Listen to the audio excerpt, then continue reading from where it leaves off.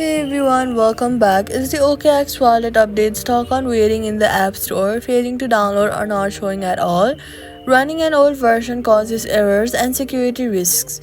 Here is how to force through it. First, go ahead and open your App Store on your iPhone and then tap your profile picture in the top right corner. Once you're inside, scroll down past your Apple ID information and pull down on the screen to force refresh the update list. Look for OKX Wallet and then tap Update if it appears.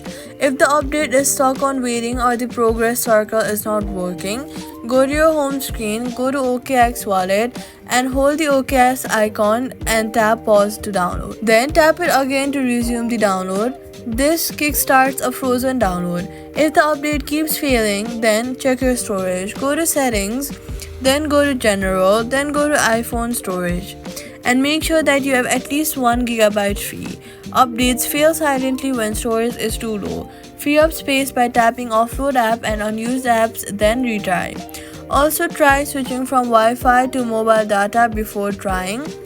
So, all you gotta do is go to your app store, pull to refresh, pause and resume if stuck, free storage in settings, try on mobile data, OKX wallet update will complete, and that's it. Subscribe.